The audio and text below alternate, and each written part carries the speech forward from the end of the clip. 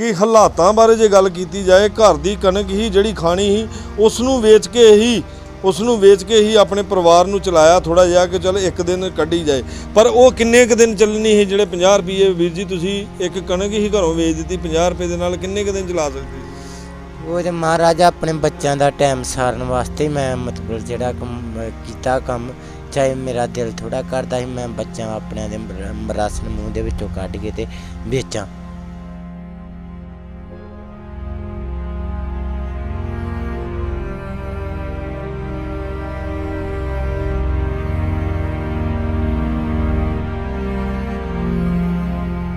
इदा भाजी माड़ा मोटा रक्शा चलाना, किस वेले सवारी मिलती मैनू, किस वेले नहीं मिलती, किस वेले उदा मैं शामी जो आ जाना घर में बच्चे बैठे होंगे आ, फिर मैनू किसी दे डेरे तो मंग के लिया पैंदा, उतों नहीं मिलया, उतों मिल गया, फिर इदा अपना गुजर गुजारा बच्चों का मैं करदा।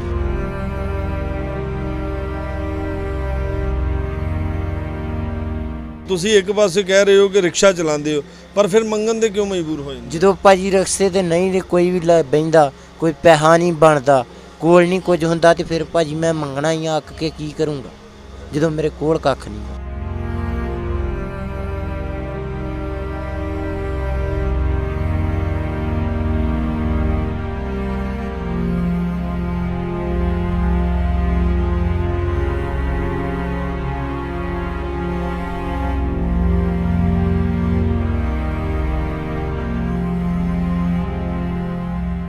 कोई पिंड दे विचों कोई अगे आया होया मदद वास्ते? नहीं जी कोई नहीं आया, बाबा जगरूप सिंह आया। मतलब कि इस तो इलावा बाकी पिंड नूं नहीं पता कि तुहानूं लोड़ हैगी है, बाकी पिंड वाले समझते हैं कि इन्हां को बड़ा कुछ हैगा वा। पिंड वाले समझते आ भी बहुत ही ज़्यादा ही आपदा काम करता आ, तो भाजी पता तो अपने आप नूं जिहड़ा मैं अपना टाइम सारन दिया।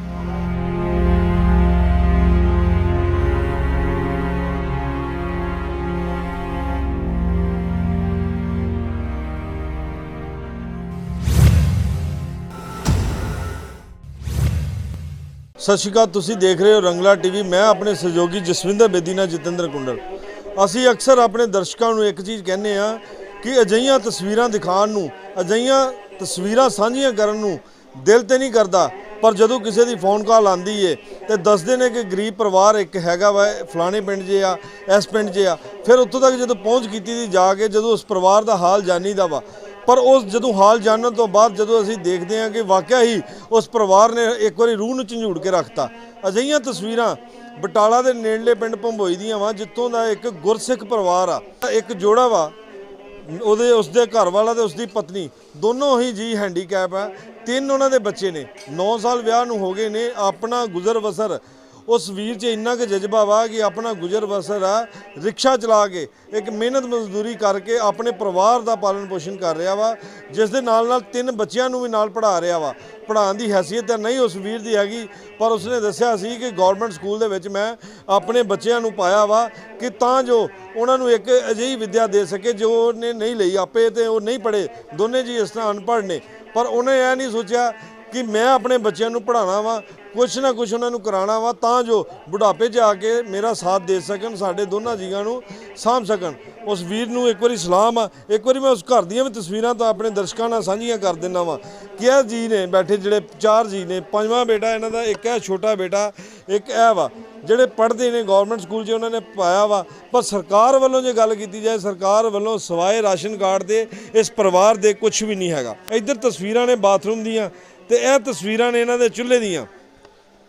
जदों मौसम चंगा हुंदा वा उस टाइम तो घर रोटी बाहर बना लेंदे आ, पर जदों मौसम नहीं सही हुंदा उस टाइम इन्हां दे हालात की होणगे असीं देख के खुद अंदाज़ा, तस्वीरां देख के अंदाज़ा लग सकदा वा कि किद्दां दे इन्हां दे हालात होणगे।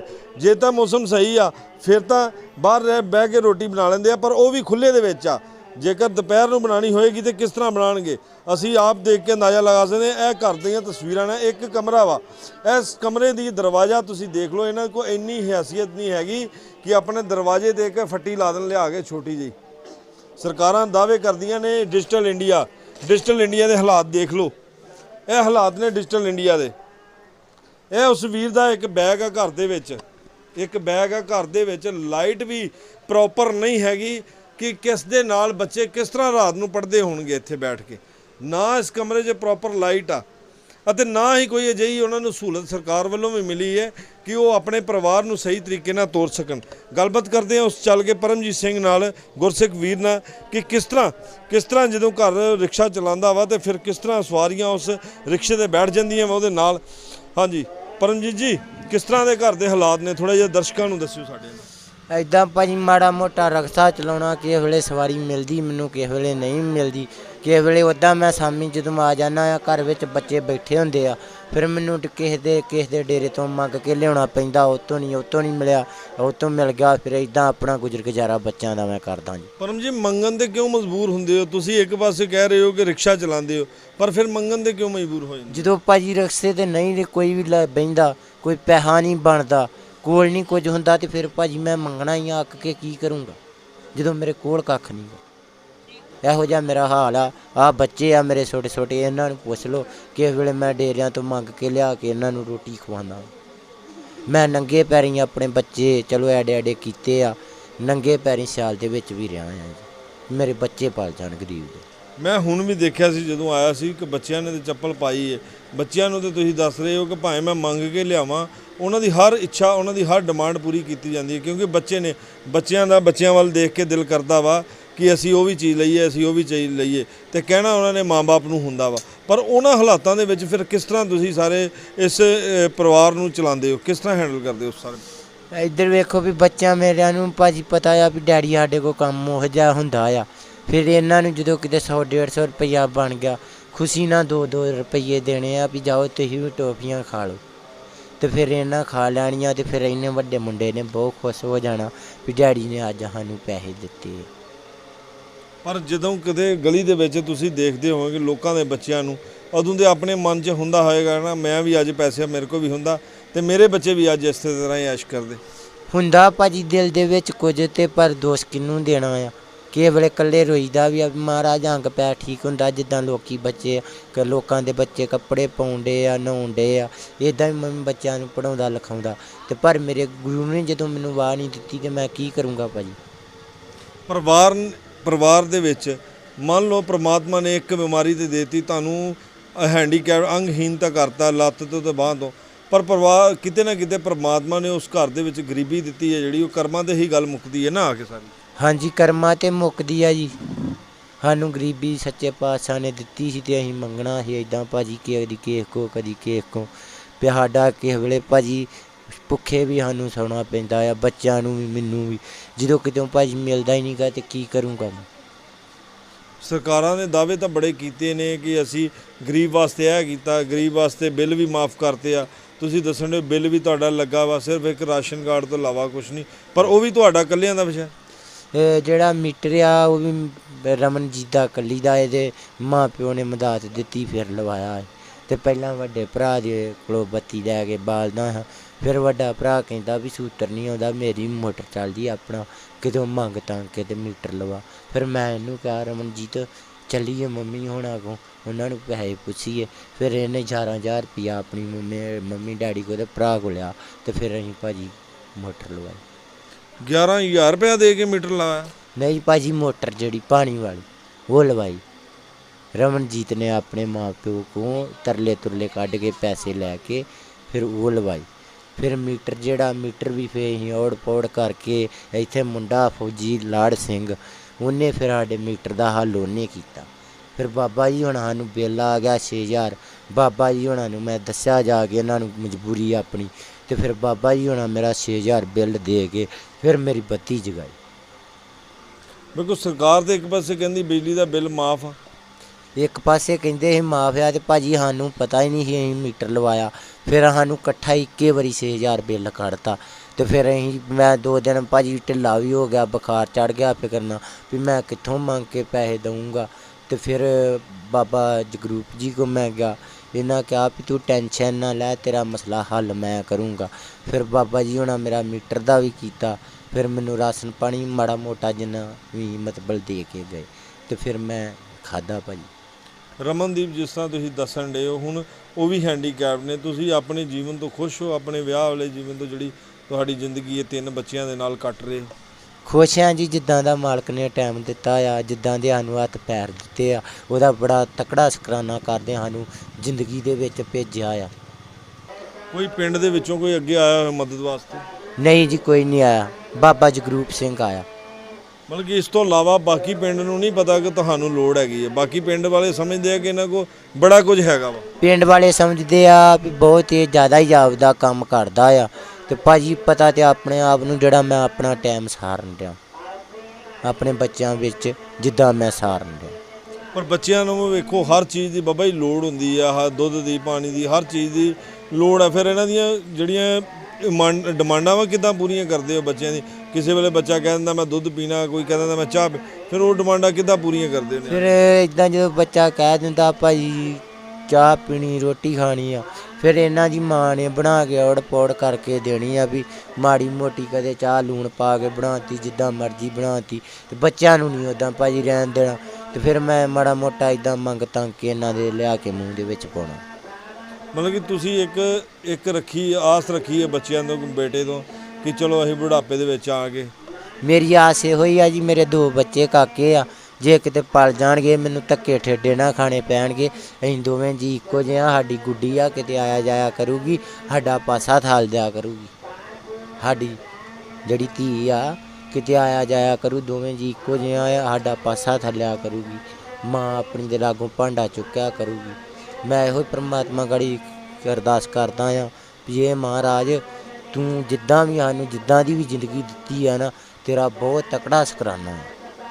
ਬਿਲਕੁਲ ਜੀ, ਗਰੀਬ ਦਾ ਕਿਤੇ ਨਾ ਕਿਤੇ ਫਿਰ ਇੱਕੋ ਹੀ ਗੱਲ ਹੁੰਦੀ ਹੈ ਪਰਮਾਤਮਾ ਦੇ ਅੱਗੇ, ਕਿਤੇ ਗਰੀਬ ਕੋਸਦਾ ਵਾ ਤੇ ਕਿਤੇ ਉਸ ਦਾ ਸ਼ੁਕਰਾਨਾ ਵੀ ਇਸ ਗੱਲ ਨੂੰ ਕਰਦਾ ਵਾ ਕਿ ਸਾਨੂੰ ਇੱਕ ਜਾਇਆ ਦਿੱਤਾ ਵਾ, ਇੱਕ ਇਨਸਾਨੀ ਜਾਮਾ ਦਿੱਤਾ ਵਾ ਜਿਸ ਨੂੰ ਅਸੀਂ ਭੋਗ ਰਹੇ ਹਾਂ। ਪਰ ਕਿਤੇ ਨਾ ਕਿਤੇ ਉਸ ਗਰੀਬ ਨੂੰ ਕਿਤੇ ਨਾ ਕਿਤੇ ਕਿ ਪਰਮਾਤਮਾ ਦੇ ਉੱਤੇ ਅਫਸੋਸ ਵੀ ਹੈ ਕਿ ਉਸਨੇ ਇਸ ਗਰੀਬ ਨੂੰ ਕਿਹੜੇ ਹਾਲਾਤਾਂ ਦੇ ਵਿੱਚ ਰੱਖਿਆ। ਜੇਕਰ ਉਹਨੇ ਉਸ ਨੂੰ ਅੰਗਹੀਨ ਕੀਤਾ ਵਾ, ਅੰਗਹੀਨ ਜਨਮ ਹੋਇਆ ਉਹਦਾ, ਪਰ ਉਸ ਦੇ ਨਾਲ ਨਾਲ ਉਸ ਨੂੰ ਗਰੀਬੀ ਤਾਂ ਨਾ ਘੱਟੋ ਘੱਟ ਮਿਲਦੀ, ਘੱਟੋ ਘੱਟ ਕਮਾ ਕੇ ਕੁਝ ਖਵਾ ਸਕਦਾ ਸੀ ਆਪਣੇ ਬੱਚਿਆਂ ਨੂੰ। ਜੇ ਅੱਜ ਮੰਗਣ ਨੂੰ ਉਹ ਗੁਰਸਿੱਖ ਮਜਬੂਰ ਆ ਤੇ ਅੱਜ ਉਸ ਨੂੰ ਕਿਸੇ ਦੇ ਅੱਗੇ ਹੱਥ ਨਹੀਂ ਫਲਾਣੇ ਪੈਂਦੇ।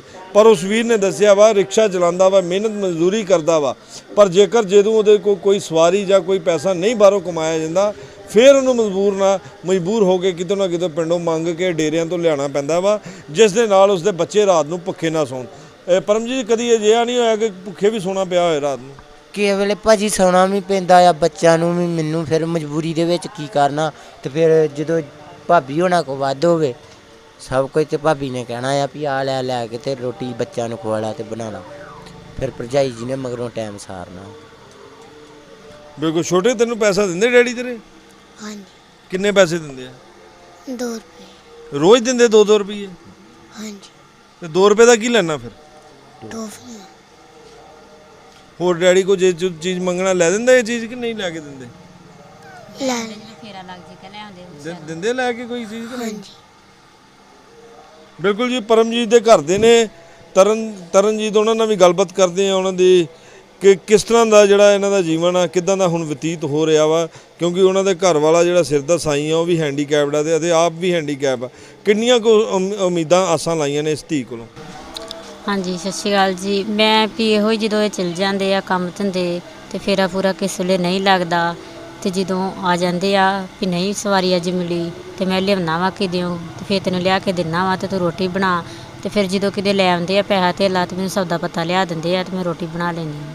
ਬਿਲਕੁਲ। ਵੀਰ ਨੇ ਤੇ 2 ਬੱਚਿਆਂ ਕੋ ਆਸ ਲਾਈ ਕਿ ਸਾਨੂੰ ਬੁਢਾਪੇ 'ਚ ਸਾਂਭੇ, ਤੇ ਕਹਿੰਦੇ ਬੇਟੇ 2 ਤੋਂ ਬਾਅਦ ਫਿਰ ਬੇਟੀ ਹੋਈ ਸੀ ਛੋਟੀ, ਉਹ ਇਸ ਕਰਕੇ ਕਿ ਅਸੀਂ ਕਿਹਾ ਕਿ ਆਪਣੀ ਮਾਂ ਦਾ ਬੁਢਾਪੇ 'ਚ ਜਾ ਕੇ ਹੱਥ ਵਟਾਏਗੀ, ਕਿਤੇ ਘਰ ਦਾ ਕੰਮ ਕਰੇਗੀ।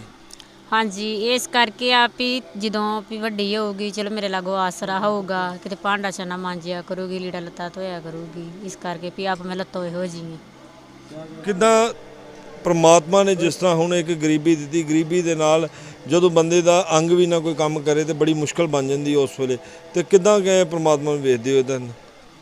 ਨਹੀਂ ਵੀ ਤੰਗੀ ਤੇ ਵੀ ਨਹੀਂ ਵੀ ਕੰਮ ਧੰਦਾ ਤੇ ਚਲੋ ਸਾਰਾ ਹੀ ਵੀ ਮਹਾਰਾਜ ਦੀ ਕਿਰਪਾ ਨਾਲ ਵੀ ਕਰ ਲਈਦਾ ਵਾ, ਵੀ ਨਹੀਂ ਕਦੀ ਵੀ ਤੰਗੀ ਆਈ। ਹੁਣ ਘਰ 'ਚ ਅਸੀਂ ਦੇਖਿਆ ਸੀ ਕਿ ਰਸੋਈ ਜਿਹੜੀ ਤੁਹਾਡੀ ਆ ਉਹ ਵੀ ਇਦਾਂ ਬਾਹਰ ਆ, ਬਾਥਰੂਮ ਆ ਉਹ ਵੀ ਇਸ ਤਰ੍ਹਾਂ ਹੀ ਬਾਹਰ? ਹਾਂਜੀ, ਇਹ ਗੱਲੋਂ ਤੇ ਹੈਗੀ ਵੀ ਪਰ ਨਹੀਂ ਵੀ ਕਦੀ ਕੰਮ ਕੁੰਮ ਵੱਲੋਂ ਵੀ ਨਹੀਂ ਤੰਗੀ, ਵੀ ਘਰ ਦਾ ਵੀ ਖਲਾਰੇ ਖਲੂਰੇ ਨਹੀਂ ਤੰਗੀ, ਵੀ ਸਾਰਾ ਵੀ ਚੱਕੀ ਫਿਰਦੀ ਆ ਇਦਾਂ ਹੀ। ਹਾਂਜੀ, ਤੇ ਇਹਦਾ ਜਦੋਂ ਘਰ ਦੀ ਤੰਗੀ ਪਈ ਦਾ ਚੁੱਲ੍ਹੇ ਦਾ ਸਮਾਨ ਸਮੂਨ ਆ ਇਹ ਲਿਆਉਣਗੇ ਬਾਹਰੋਂ ਤੇ ਫੇਰ ਹੀ ਪੱਕਣਾ ਵਾ, ਨਹੀਂ ਤੇ ਉੱਦਾਂ ਨਹੀਂ। ਰਾਸ਼ਨ ਕਾਰਡ ਦੀ ਜੇ ਗੱਲ ਕਰੀਏ, ਮੈਡੀਕਲ ਕਾਰਡ ਦੀ ਕਰੀਏ, ਕੋਈ ਇਹੋ ਜਿਹੀ ਸਰਕਾਰ ਵੱਲੋਂ ਕੋਈ ਸਹੂਲਤ ਮਿਲੀ ਹੈ? ਰਾਸ਼ਨ ਕਾਰਡ ਹਾਂਜੀ ਬਣਿਆ ਵਾ ਪਹਿਲਾਂ ਹੀ ਮੇਰੇ ਵਿਆਹ ਤੋਂ ਇਹਨਾਂ ਦਾ, ਤੇ ਪਰ ਨਾ ਬੱਚਿਆਂ ਦਾ ਨਾਂ ਵਾ ਨਾ ਮੇਰਾ ਹੀ, ਤੇ ਇਹਨਾਂ ਦਾ ਵਾ ਵਿੱਚ ਨਾਂ ਤੇ ਮਿਲਦੀ ਹੈ 90 ਕਿਲੋ ਕਣਕ ਬਸ, ਤੇ ਵੀ ਲੈਂਦੇ ਵਿੱਚੋਂ ਡੈਡੀ ਉਹਨਾਂ ਕੋਲ 20 ਕਿਲੋ ਕਣਕ। ਤੇ ਨਹੀਂ ਤੇ ਤੁਸੀਂ ਇਹਨਾਂ ਦਾ ਵਿੱਚ ਨਾਮ ਕਿਉਂ ਨਹੀਂ ਲਵਾਇਆ? ਇਹਨਾਂ ਦਾ ਵੀ ਰਾਸ਼ਨ ਕਾਰਡ ਜਦੋਂ ਮੈਂ ਆਈ ਆ ਵੀ ਬੱਚਿਆਂ ਦੇ ਨਾਲ ਫੜਵਾ ਲਵਾ ਕੇ ਦਿੱਤੇ ਫਾਰਮ ਫੂਰਮ, ਤੇ ਜੇ ਵੀ ਨਹੀਂ ਬਣ ਕੇ ਆਏ ਕਹਿੰਦੇ ਕਿਸੇ ਪਿੰਡ ਵਾਲੇ ਮੋਹਤਵਰ ਨੂੰ ਕਹਿ ਦੇਣਾ ਸੀ। ਮੋਤਵਾਰ ਨੇ ਸਰਪੰਚ ਨੇ ਬਣਾਏ ਆ, ਉਹ ਕਹਿੰਦਾ ਜਦੋਂ ਆਉਣਗੇ ਤਾਂ ਲੱਗ ਜੂਗਾ ਪਤਾ। ਬਿਲਕੁਲ ਜੀ, ਜਿਸ ਪਰਿਵਾਰ ਨੂੰ ਲੋੜ ਆ ਉਸ ਤੱਕ ਉਹ ਸਹੂਲਤਾਂ ਨਹੀਂ ਪਹੁੰਚਦੀਆਂ ਜਿਹੜੀਆਂ ਸਰਕਾਰ ਵੱਲੋਂ ਇੱਕ ਆਮ ਜੀਵਨ ਵਾਸਤੇ ਮੁੱਢਲੀ ਸਹੂਲਤਾਂ, ਜਿਸਕਾ ਗੱਲ ਕੀਤੀ ਜਾਏ ਇੱਕ ਮੈਡੀਕਲ ਕਾਰਡ ਦੀ ਜਾਂ ਰਾਸ਼ਨ ਕਾਰਡ ਦੀ ਜਾਂ ਪੈਨਸ਼ਨ ਪੱਖੋਂ। ਪੈਨਸ਼ਨ ਲੱਗੀ ਭੈਣ ਕਿਹਦੀ ਲੱਗੀ? ਹਾਂਜੀ ਮੇਰੀ ਲੱਗੀ ਜੀ, ਤੇ ਉਹਨਾਂ ਦੀ ਨਹੀਂ ਲੱਗੀ ਜੀ।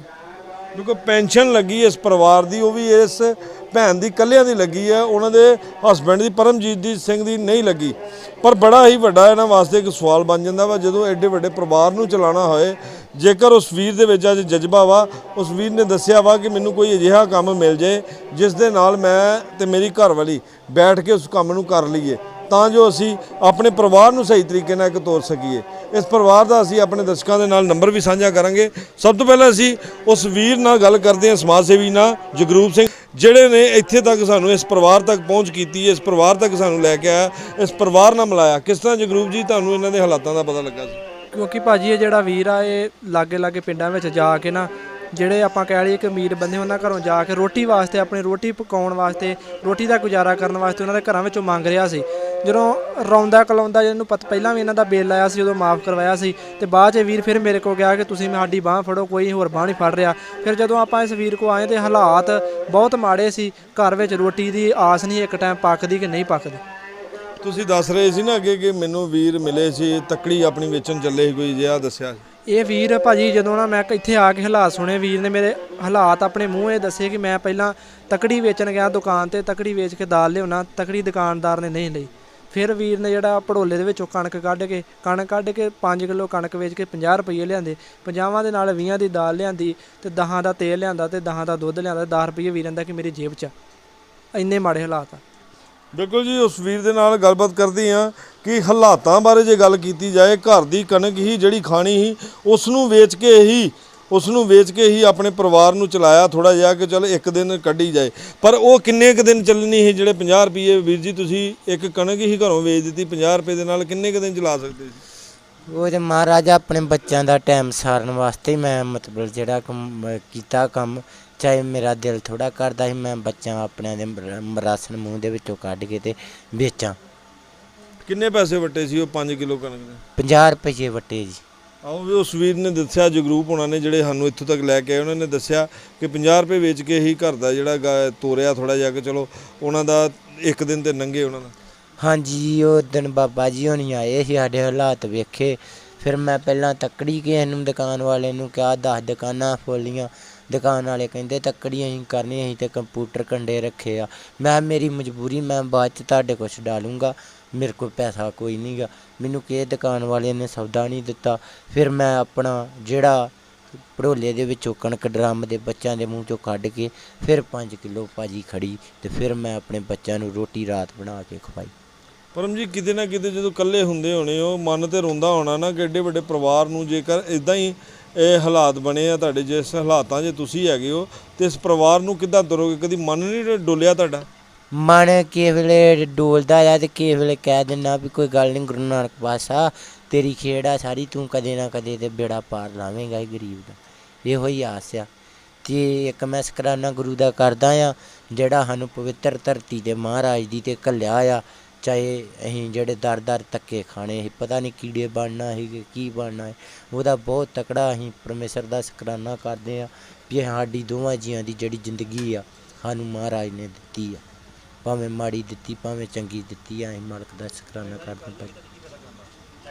ਬਿਲਕੁਲ ਜੀ, ਉਸ ਪਰਿਵਾਰ ਨੇ ਦੱਸਿਆ ਵਾ ਕਿ ਉਹਨਾਂ ਨੂੰ ਕਿਸੇ ਤਰ੍ਹਾਂ ਦਾ ਵੀ ਅਜਿਹਾ, ਜੇਕਰ ਉਹਨਾਂ ਨੇ ਪ੍ਰਮਾਤਮਾ ਦਾ ਸ਼ੁਕਰਾਨਾ ਕਰਦੇ ਨੇ, ਜੇਕਰ ਉਹ ਅੱਜ ਇਸ ਜੀਵਨ 'ਚ ਆਏ ਨੇ, ਇਸ ਇਨਸਾਨੀ ਜਾਮੇ 'ਚ ਆਏ ਨੇ, ਉਹ ਸ਼ੁਕਰ ਕਰਦੇ ਨੇ ਪਰਮਾਤਮਾ ਦਾ ਇਸ ਘੜੀ ਨੂੰ ਕਿ ਪਰਮਾਤਮਾ ਨੇ ਉਹਨਾਂ ਨੂੰ ਇਸ ਇਨਸਾਨੀ ਜਾਮੇ 'ਚ ਜਨਮ ਦਿੱਤਾ, ਨਹੀਂ ਤੇ ਉਹਨਾਂ ਨੇ ਪਤਾ ਨਹੀਂ ਕੀ ਬਣਨਾ ਸੀ। ਸੋ ਅਸੀਂ ਇਸ ਪਰਿਵਾਰ ਦਾ ਫੋਨ ਨੰਬਰ ਵੀ ਆਪਣੇ ਲਗਾਤਾਰ ਚੈਨਲ ਦੇ ਰੰਗਲਾ ਟੀਵੀ ਤੇ ਫਲੈਸ਼ ਕਰਾਂਗੇ ਅਤੇ ਅਸੀਂ ਆਪਣੀ ਟੀਮ ਵੱਲੋਂ ਰੰਗਲਾ ਟੀਵੀ ਟੀਮ ਵੱਲੋਂ ਵੀ ਅਪੀਲ ਕਰਦੇ ਹਾਂ ਆਪਣੇ NRI ਵੀਰਾਂ ਨੂੰ ਅਤੇ ਦਰਸ਼ਕਾਂ ਨੂੰ, ਤਾਂ ਜੋ ਇਸ ਵੀਰ ਦਾ ਜਿਹੜਾ ਫੋਨ ਨੰਬਰ ਉੱਤੇ ਫਲੈਸ਼ ਕੀਤਾ ਜਾਏਗਾ ਉਸ ਫੋਨ ਨੰਬਰ ਤੇ ਸੰਪਰਕ ਕਰਕੇ ਇਸ ਪਰਿਵਾਰ ਨਾਲ ਰਾਬਤਾ ਕਾਇਮ ਕਰਕੇ ਅਤੇ ਇਸ ਪਰਿਵਾਰ ਦੀ ਮਦਦ ਵਾਸਤੇ ਜ਼ਰੂਰ ਕੋਈ NRI ਵੀਰ ਜਾਂ ਕੋਈ ਦਰਸ਼ਕ ਅੱਗੇ ਆਉਣ, ਤਾਂ ਜੋ ਇਸ ਪਰਿਵਾਰ ਦਾ ਜਿਹੜਾ ਪਾਲਣ ਪੋਸ਼ਣ ਆ, ਇਸ ਪਰਿਵਾਰ ਦਾ ਜੀਵਨ ਆ ਜਿਹੜਾ ਉਹ ਸਹੀ ਢੰਗ ਨਾਲ ਇੱਕ ਬਤੀਤ ਹੋ ਸਕੇ। 3 ਛੋਟੇ ਬੱਚੇ ਨੇ ਅਤੇ 2 ਜੀ ਨੇ, ਦੋਨੇ ਹੈਂਡੀਕੈਪ ਨੇ। ਇਸ ਪਰਿਵਾਰ ਦਾ ਫੋਨ ਨੰਬਰ ਹੈ 7707962604 7709962604। ਇਸ ਪਰਿਵਾਰ ਦਾ ਨੰਬਰ ਹੈ ਜੋ ਲਗਾਤਾਰ ਚੈਨਲ ਤੇ ਫਲੈਸ਼ ਕੀਤਾ ਜਾਏਗਾ, ਤਾਂ ਜੋ ਕੋਈ ਵੀ ਵੀਰ ਇਸ ਪਰਿਵਾਰ ਨਾਲ ਰਾਬਤਾ ਕਾਇਮ ਕਰ ਸਕਦਾ। So camera person Jaswinder Bedi ਨਾਲ ਜਤਿੰਦਰ ਕੁੰਡਾ, ਰੰਗਲਾ ਟੀਵੀ, ਗੁਰਦਾਸਪੁਰ।